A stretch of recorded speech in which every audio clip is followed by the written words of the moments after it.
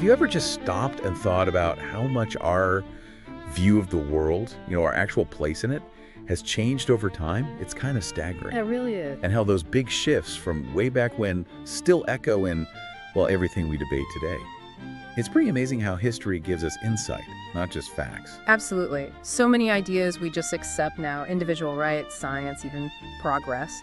They weren't always obvious. They were revolutionary, fought for even, against centuries of thinking. And that's exactly what we're diving into today.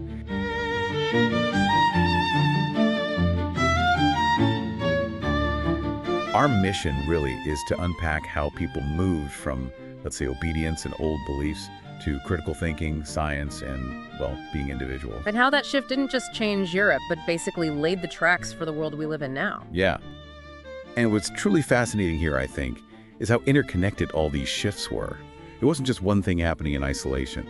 We're going to explore how, a new way of seeing the human individual linked up with a new way of observing the cosmos, and how both of those spurred these profound challenges to the established power structures like the church and the monarchies. So you'll get a quick, but hopefully thorough understanding of the major forces that really propelled Europe out of the Middle Ages and into the modern era.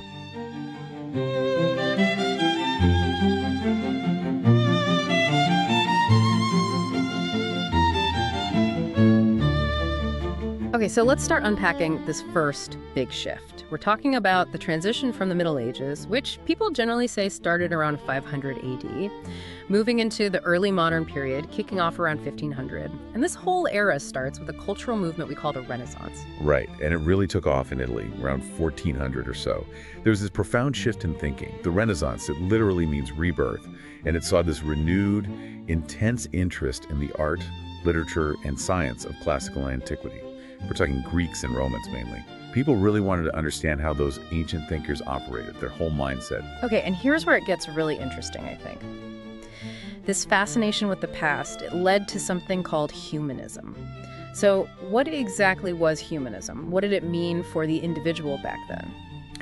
Well, humanism basically placed humanity right at the center of things. Instead of just, unquestionably obeying the church's teachings on everything, humanists believed that people could think for themselves, that they could ask critical questions, form their own opinions based on reason and evidence.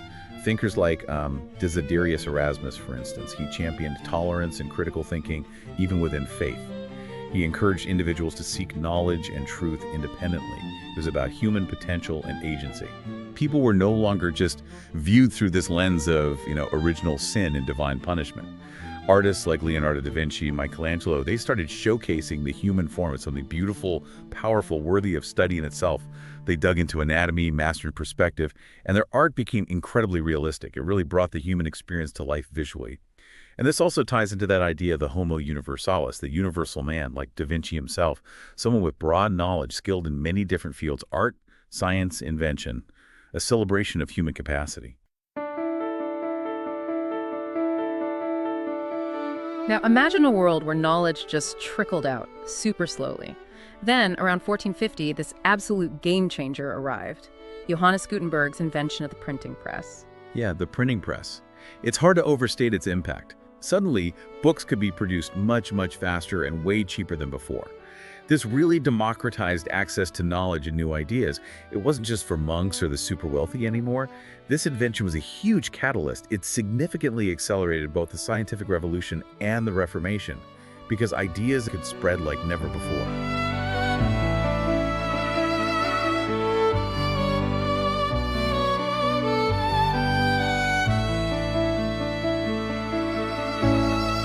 Speaking of revolutions, let's talk about the universe. For centuries, the church had backed the geocentric worldview Earth at the center, everything revolving around us, based on the ancient thinker Ptolemy. But then came a Polish scientist, Nicholas Copernicus, with a pretty radical idea. Right, in 1543, Copernicus published his work proposing the heliocentric model. The sun is at the center, he argued, and the planets, including Earth, revolve around it. I mean, this was a massive shock to the system. It directly challenged centuries of accepted wisdom and, importantly, church authority. And it didn't stay just a theory for very long, did it? And then Galileo takes it from theory to proof, right? 1632, he uses his telescope. Yeah, he didn't just calculate, he looked. Saw moons orbiting Jupiter, not Earth. saw craters on our moon. It wasn't some perfect heavenly orb. Direct visual evidence. Evidence against the established truth. Ugh. And the church reacted. Predictably, yeah. Galileo faced the Inquisition, forced to recant, take it all back under threat, his books banned. It's a classic case of new evidence versus old power structures. Still happens today, doesn't it? Definitely. But the genie was out of the bottle, wasn't it? Couldn't be stopped. This new way of thinking, based on observation and evidence, it just kept spreading. More and more scientists started using this new method. Observe carefully, conduct experiments, use logical reasoning to understand the world. This really launched the scientific revolution. It became about discovering natural laws, like gravity, through logic and math, not just relying on what the Bible said about the natural world. You had figures like Francis Bacon pushing for empirical methods, knowledge through observation and experience, and then René Descartes championing rationalism. I think, therefore I am, building knowledge through rigorous logical deduction.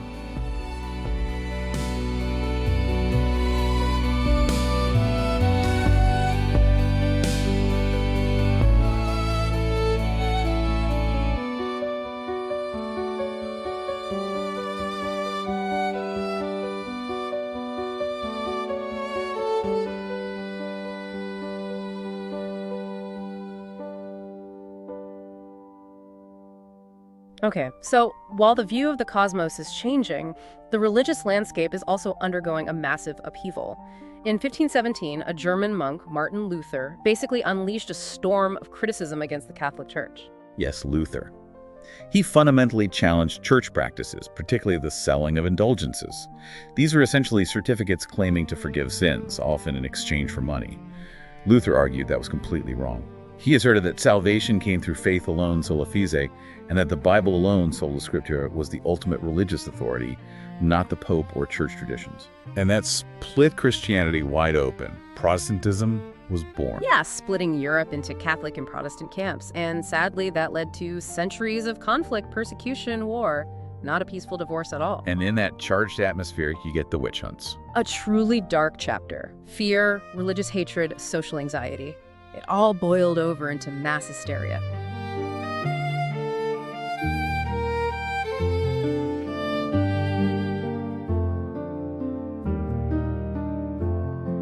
So how did the Catholic Church try to respond to this schism, this challenge to its authority? They launched what we call the Counter-Reformation. A major part of this was the Council of Trent, where they met to clarify Catholic doctrine and practices, sort of push back against Protestant claims. They also established new religious orders, like the Jesuits, who were highly disciplined and focused on education and missionary work, really aiming to defend and spread Catholicism globally. Now, it's important to remember, Europe wasn't the only place dealing with big questions about knowledge, faith, and authority. How did things look elsewhere? That's a great point. In China, for example, Confucianism was the dominant philosophy. It emphasized social order, harmony, respect for authority. So while there was deep intellectual tradition, it often reinforced the existing imperial structure, rather than challenging it in the same way. In the Islamic world, particularly in places like the Ottoman Empire, they were crucial preservers of ancient Greek knowledge and fantastic libraries. They had their own periods of major scientific advancement. Generally speaking, there tended to be maybe less overt, large-scale conflict between faith and science compared to Europe during this specific period, but perhaps less room for radical experiment. Perhaps less emphasis on individual freedom to challenge absolutely everything compared to what was brewing in Europe. Again, different priorities, different contexts. So it seems like that unique mix in Europe. The Renaissance focus on humans, the printing press spreading ideas, the scientific bombshells, the religious splits created this perfect storm. You could say that. A unique combination that really set the stage for a massive shift in thinking, kicking off a trajectory that shaped the West profoundly.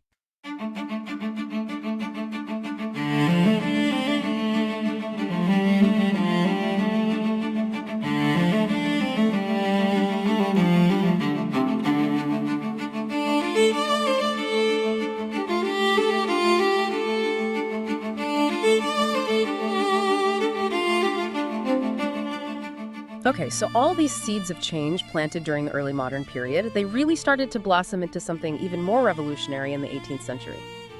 The Enlightenment. What was the core idea here? The Enlightenment, at its heart, was about reason. Enlightenment thinkers believed passionately that people could and should reason for themselves. They argued against blindly accepting authority, whether it came from kings, churches, or inherited traditions. Reason and science became paramount. Immanuel Kant, the German philosopher, captured it perfectly. He famously said, "Enlightenment is man's emergence from his self-imposed immaturity." His motto was essentially, dare to think for yourself, use your own understanding.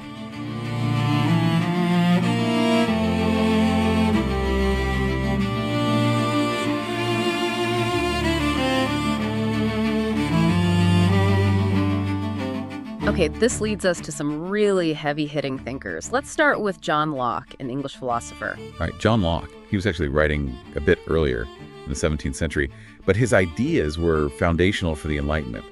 He lived through times of absolute monarchy and civil war in England. Locke argued that every single person is born with natural rights, fundamental rights that aren't granted by any government. He defined these as the rights to life, liberty, and property. He also developed the idea of the social contract. This is basically an agreement, maybe implicit, where people consent to obey laws. And in return, the government's job is to protect those natural rights.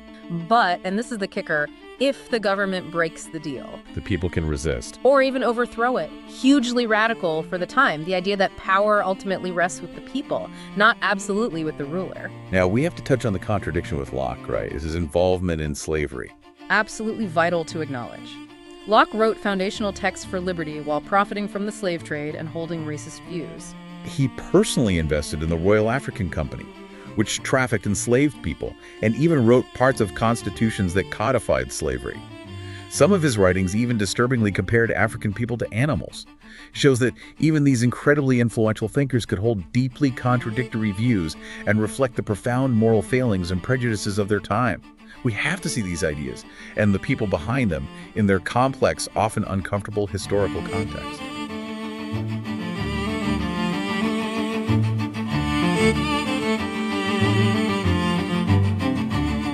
Moving on, we have Voltaire, the famous French writer who really championed freedom of speech and tolerance. Voltaire, yes. His real name was François-Marie Arouet. He was relentless in his attacks on injustice, on the abuses of absolute monarchy, and the power and intolerance of the church. You probably know his famous sentiment, even if he didn't say these exact words, "I disapprove of what you say, but I will defend to the death your right to say it," unquote. That really sums up his passionate belief in free expression and tolerance. He argued for equality, regardless of a person's origin or religion, which was radical then. Then there's Montesquieu, who focused specifically on the problem of political power. Charles-Louis II, Baron de Montesquieu. His big concern was tyranny. He argued that concentrating too much power in one place, whether in a king or any single group, inevitably leads to abuse. So he proposed the separation of powers as the solution. Divide government functions into three distinct branches: the legislative, which makes the laws; the executive, which enforces or applies the laws; and the judiciary, which interprets the laws. He wrote, everything would be lost if the same man or the same body were to exercise these three powers. This idea became absolutely fundamental to modern democratic systems, like in the U.S. Next up is Jean-Jacques Rousseau, who focused more on the idea of the will of the people. Rousseau, yeah. He had a somewhat different take. He believed people are naturally born free and equal, and that legitimate political authority comes only from the consent of the government, the people themselves. He talked about the general will. This wasn't just what the majority wanted, but rather what was truly best for the entire community, the common good. His famous line, "Man is born free and everywhere he is in chains," points to how society, its rules, its inequalities, corrupts and restricts that natural freedom. However, Rousseau also had this controversial idea that if someone refused to follow the general will, they should be forced to be free, which, understandably, some critics found potentially authoritarian, a bit dangerous. All right, and finally in this group, let's touch on Adam Smith, often called the father of modern economics. Adam Smith, the Scottish thinker from the 18th century. He laid the groundwork for what we call the free market economy. His core idea was that if individuals pursue their own economic self-interest, the butcher, the brewer, the baker trying to make a profit, it unintentionally benefits society as a whole. He called this the invisible hand competition and self-interest, working together to allocate resources efficiently. Now, while he advocated for minimal government interference in the economy, laissez-faire, he wasn't an anarchist. He still believed the state had vital roles, providing national security, administering justice, funding public education, and building essential infrastructure like roads and bridges.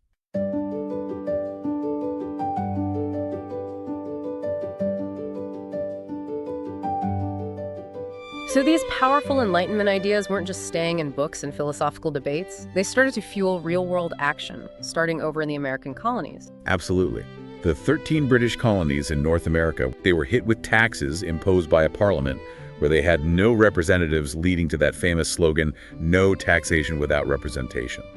Tensions grew, and acts of protest, like the Boston Tea Party in 1773, where colonists dumped British tea into the harbor, really escalated things. And this all culminated in a document that explicitly used Enlightenment language. It did. On July 4th, 1776, the Continental Congress adopted the Declaration of Independence, largely drafted by Thomas Jefferson. It famously declared that all men are created equal and endowed with unalienable rights, including life, liberty, and the pursuit of happiness. You can hear Locke's influence loud and clear there. The American Revolution, flawed as it was, especially regarding slavery, resulted in the first modern nation explicitly founded on these Enlightenment principles of natural rights and popular consent.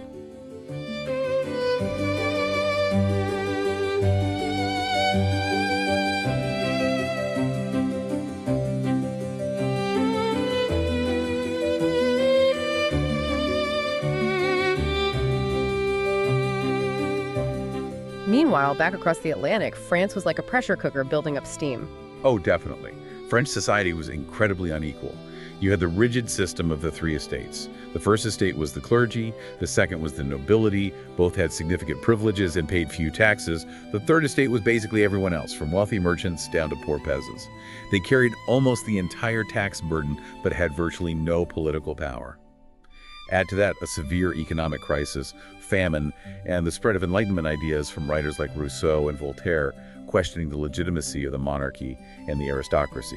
And yeah, propaganda against figures like Queen Marie Antoinette, portraying her as extravagant and indifferent to the people suffering. It was a recipe for revolution. So what was the spark that finally ignited the French Revolution in 1789? Well, the Third Estate delegates, fed up with being ignored, declared themselves the National Assembly. They took the famous tennis court oath, vowing not to disband until they had written a constitution for France. The tennis court oath, vowing to write a constitution, then boom, storming of the Bastille, July 14th. Symbolic, game on.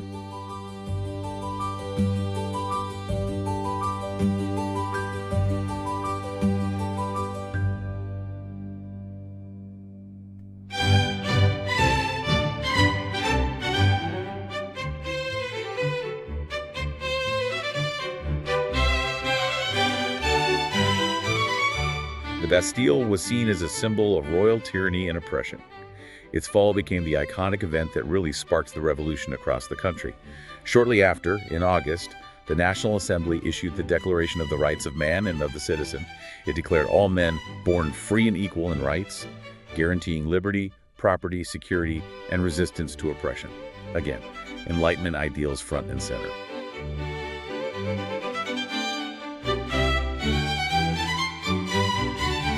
Revolutionary stuff. Though voting was limited at first. Yes, census suffrage, tied to property, so only wealthier men could vote initially. But the principle of equality was declared?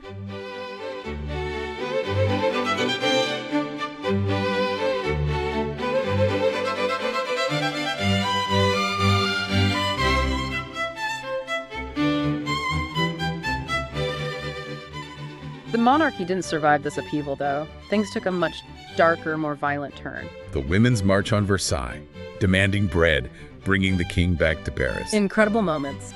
King Louis VI and Queen Marie Antoinette tried to flee, were caught, and eventually executed by the guillotine in 1793. Propaganda had effectively branded them as traitors to the revolution. This period then descended into what's known as the Terror, lasting from 1793 to 1794.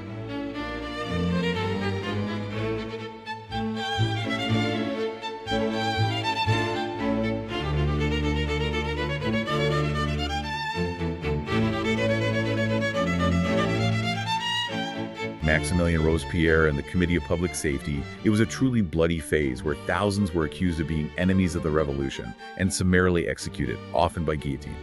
It was a chilling example of how revolutionary fervor, fueled by fear and suspicion, could turn incredibly violent and suppress the very liberties it claimed to champion, even while things like universal male suffrage were introduced on paper. And it was out of this chaos and violence that a new, very powerful figure emerged, Napoleon Bonaparte. Exactly.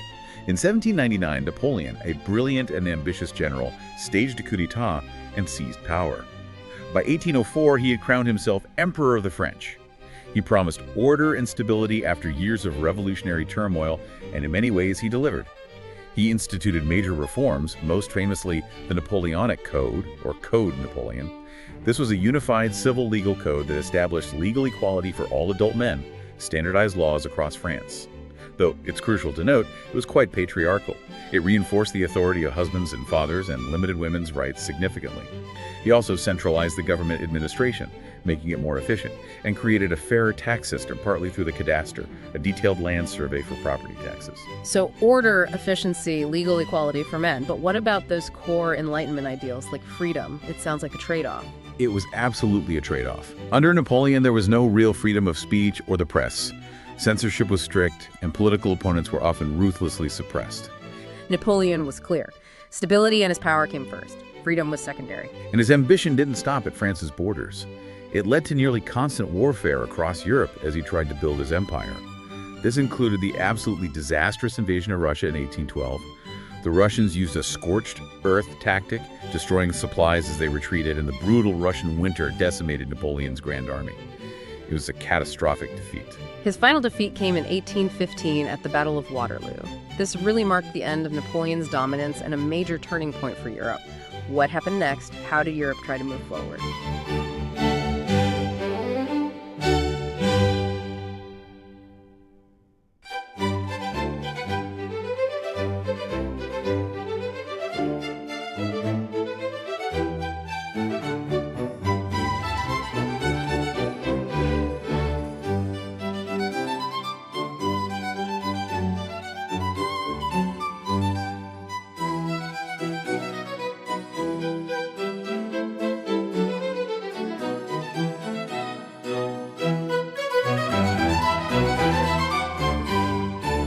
The victorious powers, Britain, Austria, Prussia, Russia, along with a restored France, convened the Congress of Vienna in 1815.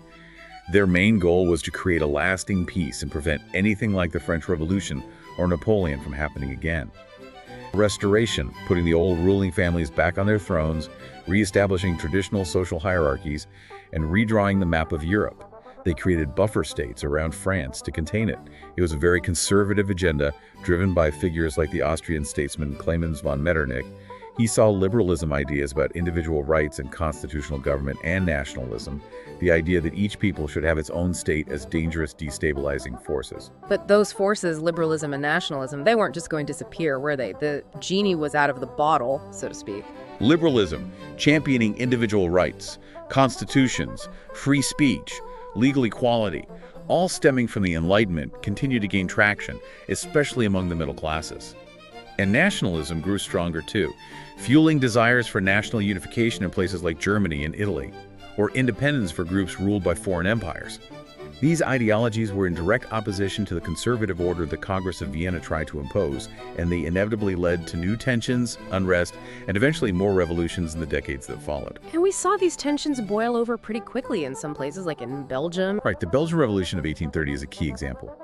Belgium had been merged with the Netherlands under the Dutch King Willem I by the Congress of Vienna. But there was widespread dissatisfaction, there were political grievances Belgians felt underrepresented, economic issues, cultural clashes, especially over language policy, and religious friction as the largely Catholic Belgians resented rule by a Protestant monarch. Interestingly, liberals and Catholics in Belgium, who often disagreed, formed a temporary alliance called Unionism, united in their opposition to Dutch rule.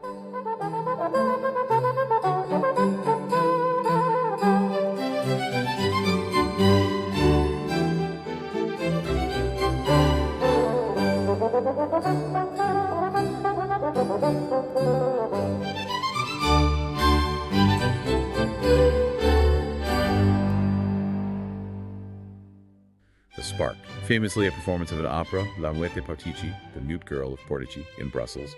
Its themes of popular uprising against oppression reportedly ignited nationalist riots that spread rapidly. And Belgium successfully declared independence and adopted a new constitution in 1831, which was quite forward-thinking for its time. It really was. The Belgian Constitution of 1831 guaranteed fundamental freedoms, freedom of religion, of the press, of education, of association. It established a constitutional monarchy, with Leopold I becoming the first king. Now, suffrage was still limited, only wealthy men could vote, but compared to elsewhere in Europe, it was a remarkably liberal constitution. Belgium's independence and neutrality were eventually recognized by the major European powers at the Conference of London, marking a significant victory for both liberal and nationalist principles against the conservative Restoration Order.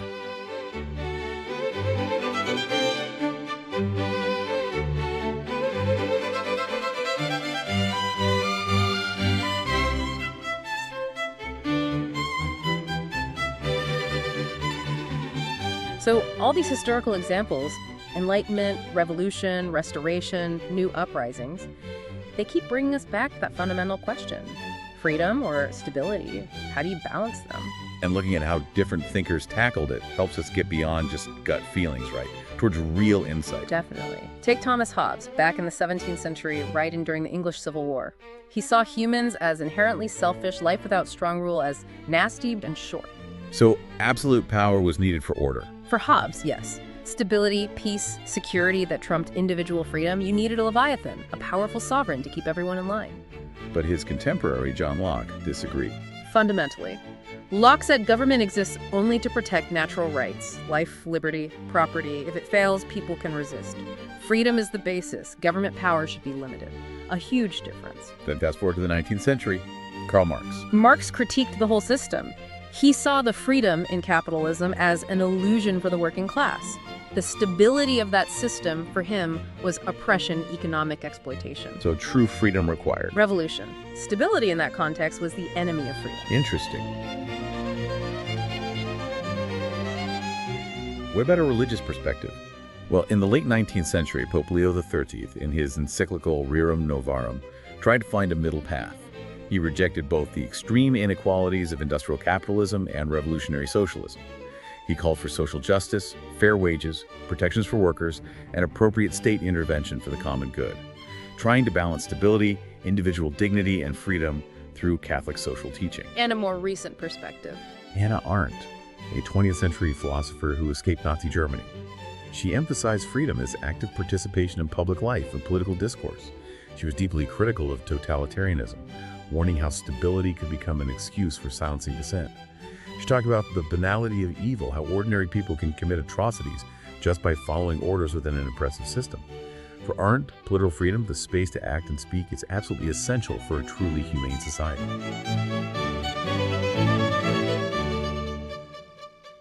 So many different angles on the same core problem. Hobbes wanting order above all, Locke prioritizing rights, Marx seeing freedom through economic equality. Exactly. And understanding these historical arguments, these different answers proposed over centuries, is how you move from just having an opinion on freedom versus stability to developing real, nuanced insight into why it's such a complex and enduring challenge.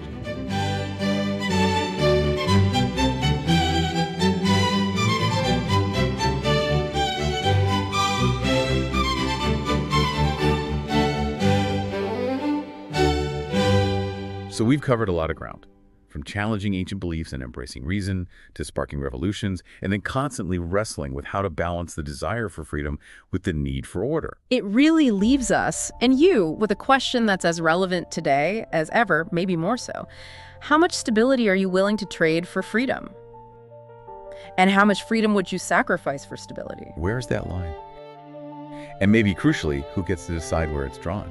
Food for thought. Make sure to follow us on Spotify and YouTube. Wondering about the future, discovering the silence, truth, and bringing together the story of humans. From opinion to insight and from source to story, we follow the traces through time and memory, echoing patterns from long ago. Keep exploring, building tomorrow. What drives war? What builds a wall? What makes a rise? What marks a fall? We turn the page, we search the frame to understand what still remains. From opinion to insight, and from source to story, we follow the traces through time